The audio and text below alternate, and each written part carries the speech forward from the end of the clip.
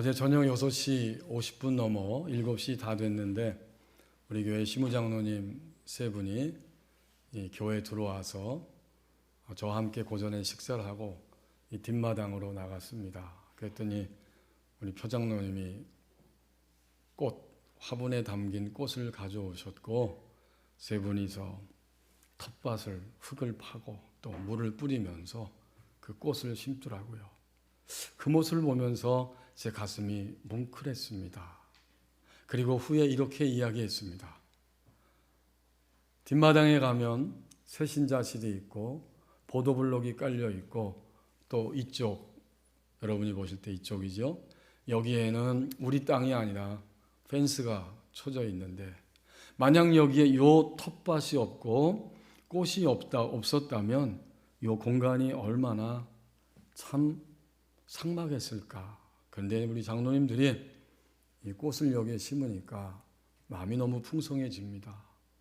이 꽃 때문에 마음이 너무나 푸근해집니다 라고 말씀을 드렸어요. 모두가 다 장로님들이 동의하시고 함께 기쁜 마음으로 바라보았습니다. 이것이 무엇이겠습니까? 이것은 생명을 심는 것이고 생명을 키우는 일입니다. 성경에 보면 성령님은 우리 가운데 예수 그리스도가 생명 되심을 알려주시면서 생명을 심으셨고 더 나아가서 예수님의 생명이 우리 안에 들어온 이후에는 질식되지 아니하고 망가지지 아니하고 포기되지 아니하고 그 생명이 갈 수 있도록 우리의 예수님의 생명을 유일하고도 온전한 생명인 예수님의 생명을 우리 안에서 키워가시는 분이 바로 성령님, 성령 하나님이십니다.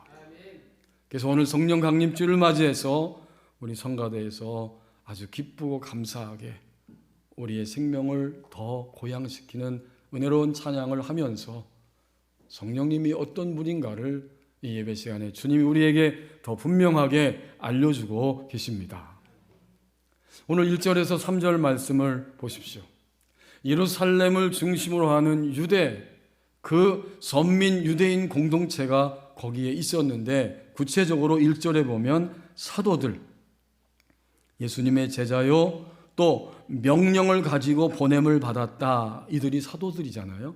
이 사도들이 예루살렘 중심에 함께 모여 있었고 사도들이 아닌 유대인 형제들도 거기에 있었는데 분위기가 굉장히 심각합니다.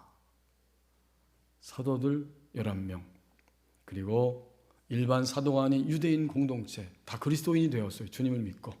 그런데 그들의 분위기가 심각해요. 왜요? 1절 하반절에 이방인들도 하나님의 말씀을 받았다 함을 들었더니 이방인들도 하나님 말씀을 받았다면 기뻐할 일인데 오히려 그들은 거절과 거부와 분노의 마음에 휩싸여 있습니다. 그래서 2절에 보면 11명의 사도가 이미 거기에 있었고 유대인 공동체와 베드로는 다른 곳에 있다가 예루살렘을 향해 기쁜 마음으로 올라갔더니 드디어 할례자들이 베드로를 비난합니다. 이 할례자들은 1절에 나오는 유대에 있는 사도들과 형제들, 하나님 앞에 선택된 유일한 선민인 우리들, 그들은 할례자들입니다. 할례자들이 베드로를 향해서 비난하고 너는 율법에 대한 중대한 위반을 하였다라고 베드로를 향해서 지금 이야기하고 있는 그런 장면들입니다. 이제 1절과 2절을 3절에 보시면 그러면 세상에는 누가 있는가 보았더니 이 유대인 공동체가 생각할 때에는 할례자들이 있고 3절에 있는 것처럼 할례받지 않은 무할례자들이 있는 거예요. 할례자들은 구약시대 유대 선민으로 하나님의 선택된 백성으로 예수 그리스도를 받아들이면서 더욱 하나님의 백성이 된 사람들인데 이제는 그 약속 바깥에 있는 것처럼 보이는 무할례자들이 있었습니다. 근데 베드로가 무할례자의 집에 들어가서 함께 식사를 한 것입니다. 비난의 핵심이 3절이에요. 베드로가 올라갔더니 이르되 내가 무할례자의 집에 들어가서 함께 먹었다. 이것은 지금 하나의 사고방식과 하나의 생각과 믿음과 감정과 의지와 그 사람의 전인적인 총체적 인생이 부딪히고 있는 겁니다. 할례자 대 무할례자, 이들이 부딪히고 있었어요. 하지만 우리는 분명히 발견할 수 있습니다. 베드로도 전에는 누구였죠? 할례자였어요. 근데 할례자인 베드로가 이방인, 할례를 받지 않고 있는 이방인의 집에 들어가서 신명기 구약성경의 7장 3절 4절 말씀에 보면 유대인들은 이방인들과 혼인이 금지되어 있고, 그것을 오늘날로 바꾸면 무슨 뜻이냐면 유대인들과 이방인들이 같이 한 공동체 안에 머물 수 없고, 길에서 서로 사귈 수도 없고, 더더욱 함께 식사하는 것은 있을 수가 없는 일입니다. 그런데 베드로는 그 일을 행한 것입니다. 그리고 그 모든 일은 한마디로 우리에게 지시되고 있는데, 이상하게도 이해 안 되고 화가 나는데 이방인들도 1절 하반절 말씀에 하나님의 말씀을 받았다. 곧 예수 그리스도를 구원의 주님으로 감히 이방인들도 예수님을 받아들이고 하나님의 말씀이 그들 안에 들어와서 구원을 받은 것입니다. 이제 유대에 있는 사도 공동체와 이 할례자들은 너무 화가 났어요. 이방인들이 구원을 받으려면 먼저 유대교로 개종을 하고, 그리고 우리처럼 몸의 할례를 받고, 그리고 나서 성령이 임하고 세례받음으로 구원이 온전해지는 것인데, 이런 절차 하나도 없이 그들이 구원받았고, 그 받았다고 하나님 말씀을 받았다는 사실이 들려지고, 그 중심에 자기들의 지도자 역할을 하는 베드로 사도가 있었습니다. 이것을 결코 용납할 수 없었던 것입니다. 생각해 보십시오. 베드로와 열한 사도는 3년 동안 함께 예수님과 동고동락하였고, 예수님을 통해서 생명의 말씀을 들었고, 더 중요한 사실은 예수님이 부활 승천하신 이후에 사도행전 2장에서 보여주는 것처럼 성령의 충만한 임재가 그들 가운데 임하였습니다. 그리고 나서 이런 사건이 벌어진 거예요. 성령은 충만하게 임하였고, 방언을 말하며 교회가 점점 새롭게 지경을 넓혀가고 있을 때에 이 사건이 벌어지면서 베드로와 나머지 11 사도 사이에 지금 부딪힘이 일어나고 있습니다.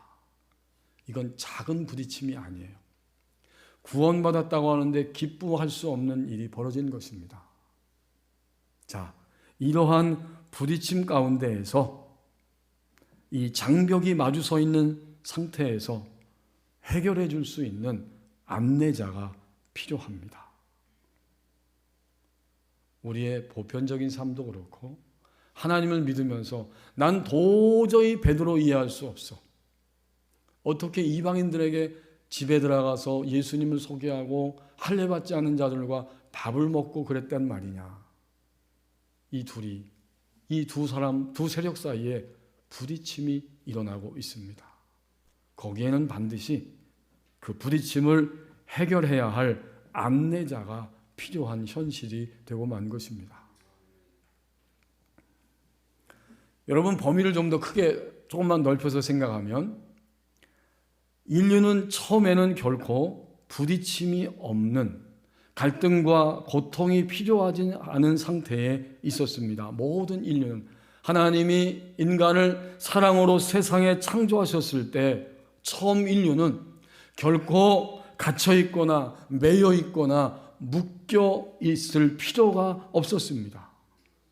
하지만 우리가 성경을 통해서 아는 것처럼 아담과 하와가 하나님의 말씀을 믿지 못하고 신뢰하지 못하고 불순종함으로 인해서 죄와 죽음의 세력에 갇혀 있게 되었고, 죄와 죽음의 세력에 갇혀서 그 한계 상황에 다다르게 되니까 그 다음에는 허무와 두려움이라고 하는 세력에 매여 있게 되었고, 그들이 매여 있고 난 다음엔 살짝 이 시간 잠깐만 우리가 고개를 돌려 나 자신을 볼 때, 이제는 나의 인생에서는 더 이상 나라고 하는 존재의 힘으로는 이 땅에서 살아갈 수 없다라고 하는 절망적인 일들과 사건들이 우리 안에 들어오게 됩니다.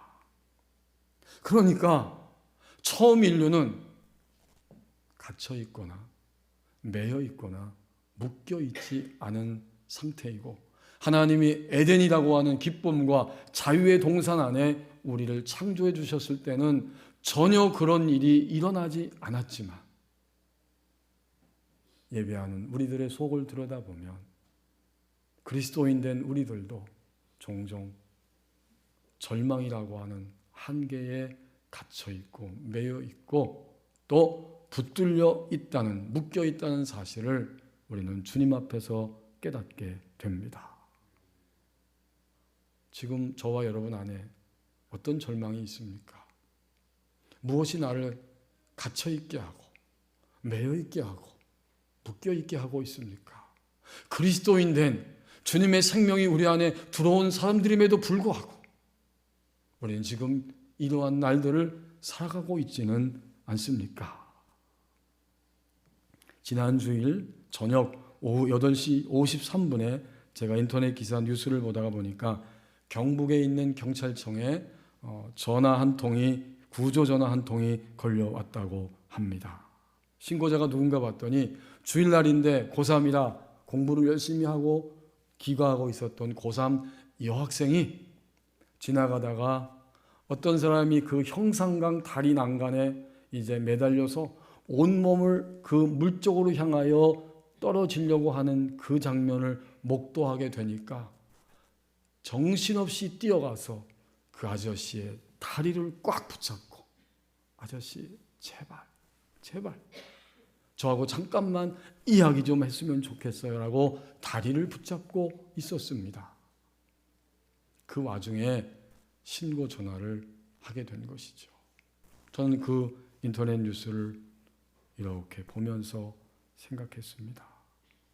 40대라고 알려졌는데 저 40대 A씨는 도대체 무엇이 저를 갇히게 하고 매여 있게 하고 묶여 있게 하였는가?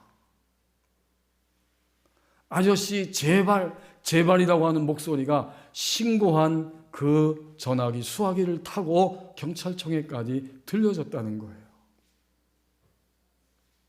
오늘 우리는 예배하면서 내 안의 부딪힘을 생각해 봅니다. 베드로와 11명의 사도와 나머지 형제들과의 이 부딪힘, 이것이 있었던 것처럼 그 부딪힘은 하나님의 본래적인 생명으로 더 나아가지 못하게 하고 우리를 압박하고 한숨 쉬게 하고 견디지 못하면 절망하게 하고 절망이 계속되면 타락하게 만드는데 무엇이 40대의 그 남성을 그토록 절망하게 하였을까? 그 40대 남성도 오늘 본문에 등장하는 이 베드로와 유대 공동체도 이 자리에서 예배하는 우리들 마음속에도 하나님을 믿으면서도 여전히 부딪힘이 있습니다. 그렇습니다. 오늘 1절과 3절에 보면 누구든지 예외 없이 안내자가 필요한 현실을 살아갑니다. 이러한 우리를 위해 예수 그리스도가 오셔서 죽으시고 부활하시고 승천하셔서 더 이상 육신으로는 주님을 지상생에서 볼 수 없고 이제는 유대 민족뿐만 아니라 온 세계 전 인류를 향해 안내자가 되게 하시기 위해서 성령님이 찾아오셨습니다. 오늘은 바로 성령 강림 주일로 지키는 주일입니다. 성령님 어떻게 오셨을까? 우리가 성경을 함께 찾아보길 원합니다. 요한복음 14장 16절 17절 말씀. 성령님이 어떻게 오셨는가? 아버지와 아들에 의해서 찾아오셨습니다. 16절에 보면 예수님이 제자들에게 하셨던 말씀이에요. 부활 승천하시기 전에 내가 아버지께 구하겠으니, 그러니까 아버지와 아들을 통해서 성령님이 오신 거죠. 그가 또 다른 보혜사를 너희에게 주사 영원토록 너희와 함께 있게 할 것이다. 또 다른 보혜사, 그 말은 예수님도 보혜사였다는 거예요. 그런데 예수님이 부활 승천하실 것인데, 곧 승천하실 것인데 또 다른 나와 같은 보혜사를 너희에게 보내실 것이다. 나를 통해서 영원토록 너희와 함께 있게 될 것인데, 보혜사 말이 좀 단어가 쉽지 않죠. 이 말은 곁으로라는 말과 불리운 자라는 말이 결합됐어요. 그러니까 보혜사 성령님은 곁으로 불리운 자, 곁으로 부름받은 자, 누구 곁으로? 그리스도인 신자들 곁으로 부름을 불리운 자가 바로 보혜사 성령님이십니다. 이 배경은 이런 것입니다. 재판석에서 피고를 도와주고 법률 자문해주고 도와주기 위해서 조력자인 변호사가 바로 그 곁으로 불림을 받아서 거기에 있는 거죠. 성령님은 보혜사, 바로 우리의 변호자, 변호사가 되십니다. 그리고 17절 말씀, 요한복음 14장 17절에 보면, 그러면 그 성령님은 어디에 계시는가? 17절, 그는 진리의 영이라 세상은 능히 그를 받지 못하나니 이는 그를 보지도 못하고 알지도 못함이라. 하나님의 사랑을 받아들이지 않는 세상은 보지도 못하고 알지도 못하는데, 그러나 너희는 그를 아나니 그는 너희와 함께 거하시며 또 너희 속에 계시겠습니다. 성령님은 예수 그리스도를 믿는 순간부터 영원히 우리 곁에 함께 계십니다. 더 놀라운 사실은 우리가 거듭날 때, 중생할 때 주님을 구원의 주님으로 받아들이면서 우리 안에 영이 깨어나서 새롭게 될 때, 놀랍게도 신자 한 사람 영 안에 너희 속에 영원히 머물러 계십니다. 이제 우리는 깨닫습니다. 성령님이 어디 특별한 산에 가야 계시는 게, 거기도 계세요. 어떤 특별한 집회 가야 되는가, 거기도 계세요. 그러나 주님을 향해 눈을 돌리고 잠잠히 주님을 주목하고자 할 때 성령님은 내 생활 공간 곁에 여기에 계시면서 우리 영 안에 영원히 머물러 계십니다. 이것이 보혜사, 곁으로 불리운 자, 부름받은 자 성령님이십니다. 그러면 이제 그 밑으로 내려가서 요한복음 14장 26절 말씀을 보십시오.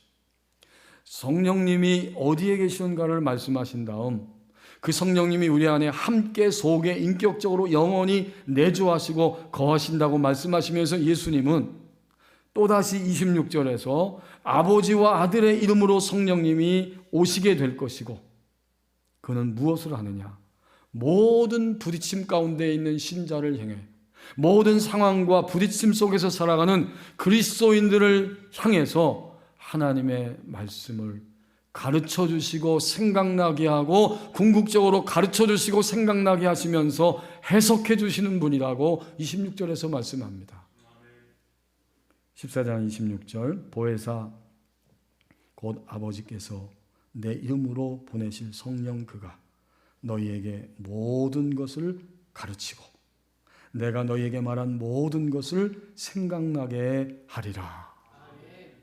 성령님이 이렇게 하시는 분이에요.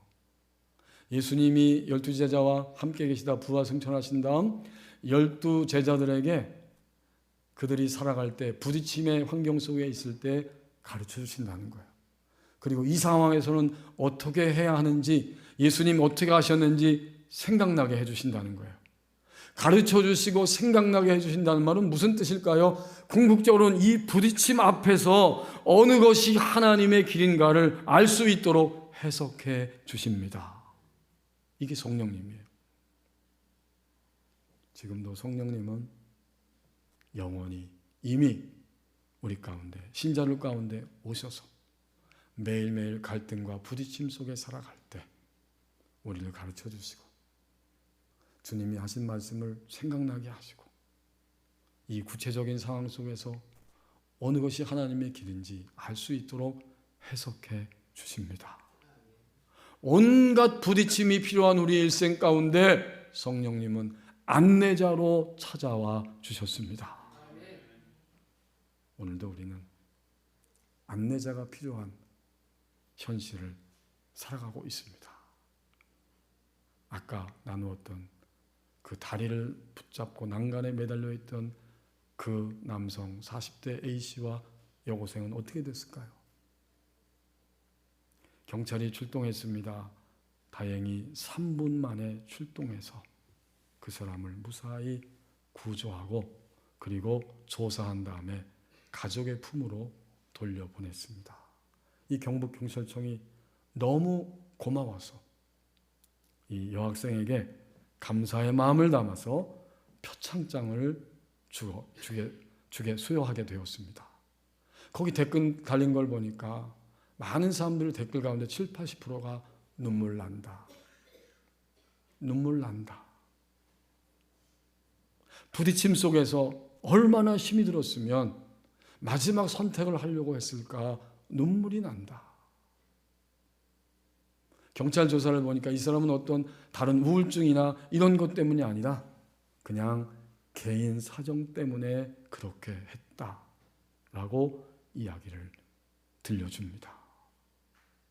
오늘 만약 우리 안에 끊임없는 부딪힘이 있다면, 갇혀있고 매여있고 묶여 있을 수밖에 없도록 우리의 감정과 생각과 환경을 누르는 것들이 있다면 우리에게는 진리의 영이신 성령님이 찾아오셨고 그분이 우리의 안내자가 되십니다.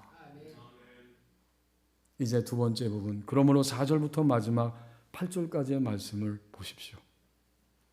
매 순간 성령님의 인도를 구하고 동행함으로 나가는 것은 신자의 몫입니다.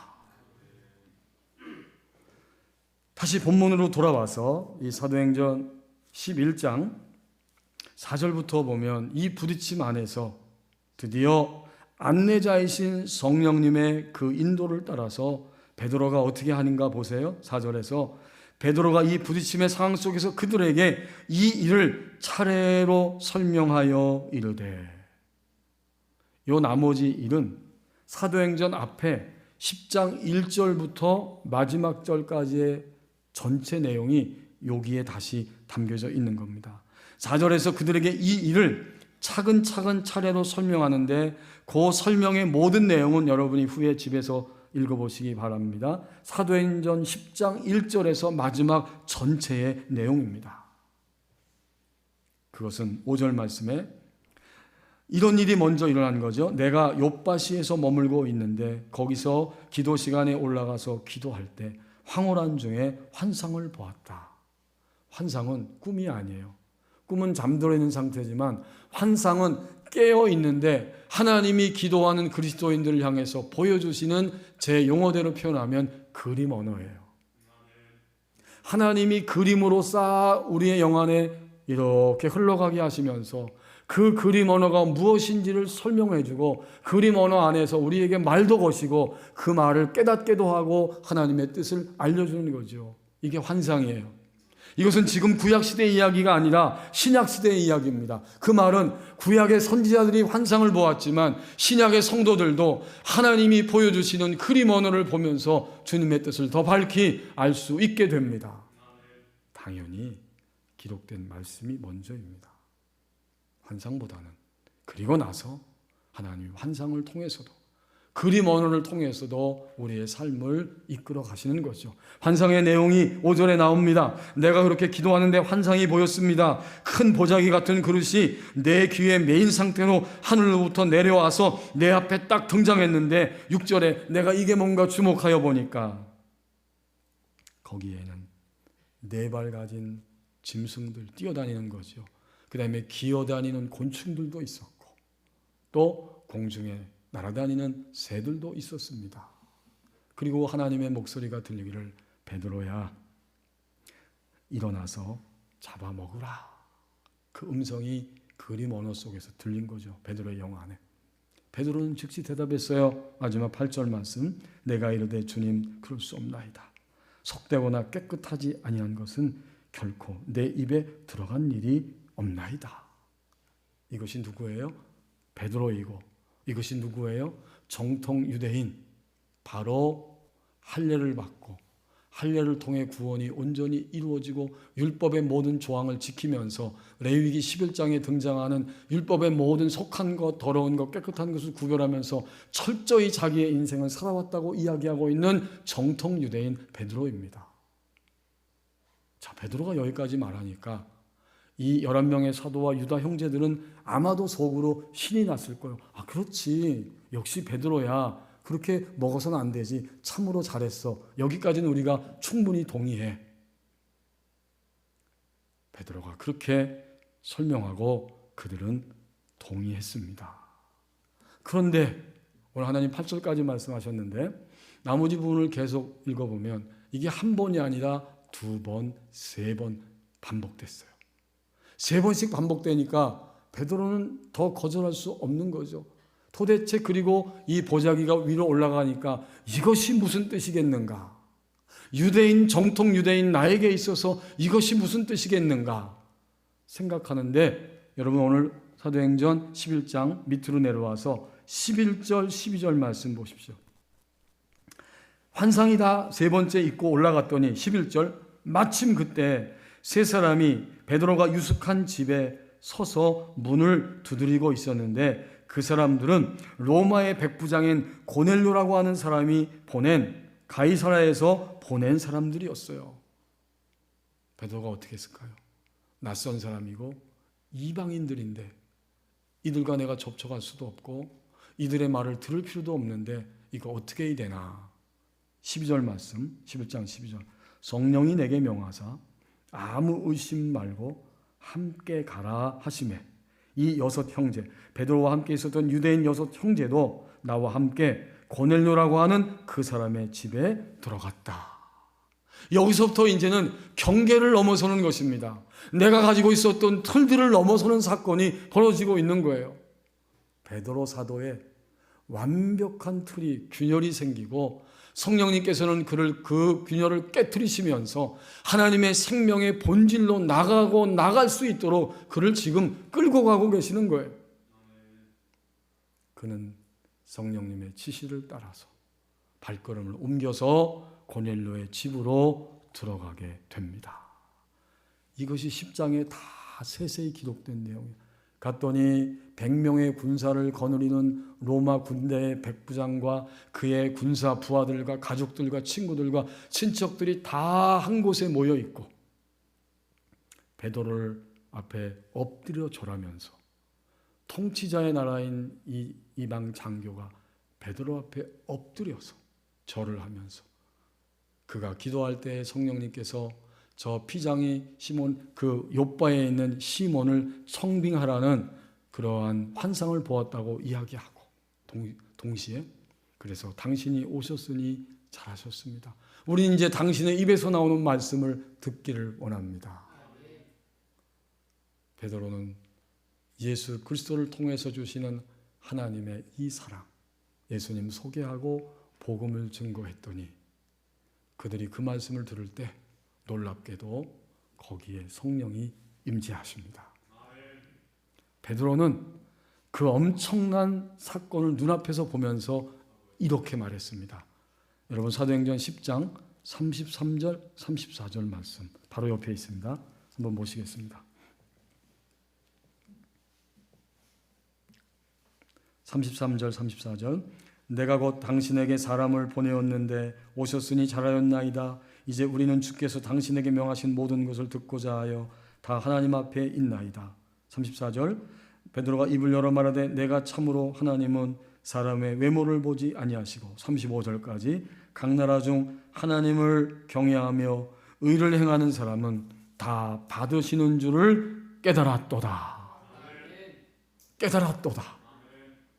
베드로의 견고한 틀이 깨어진 것입니다.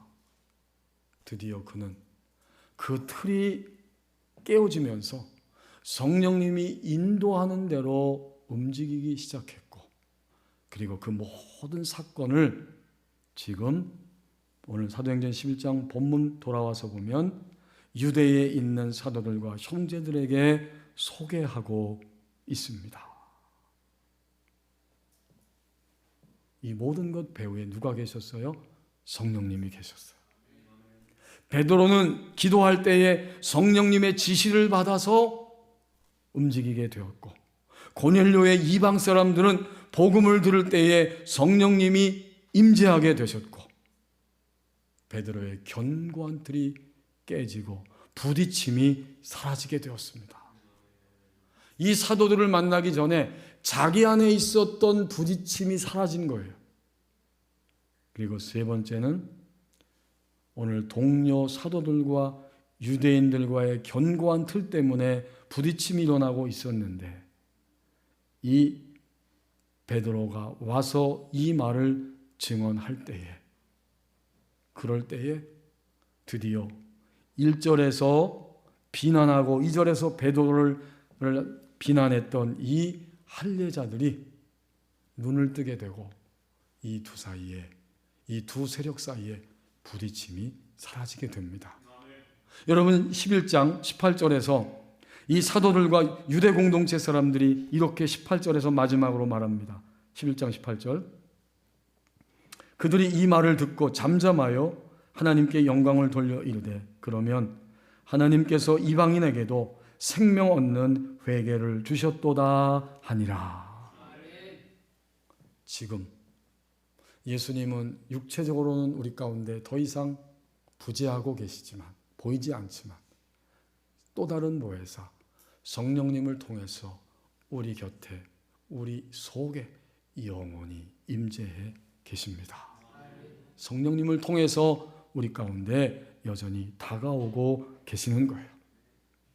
우리가 주님을 믿는 신자이지만, 주님을 믿으면서 살아가고 있지만, 우리는 끊임없이 부딪힘을 경험하고 부딪힘 앞에 한숨 쉬면서 옆으로, 앞으로, 뒤로, 어디로도 갈 수 없는 그런 아픔을 경험하며 살아갑니다.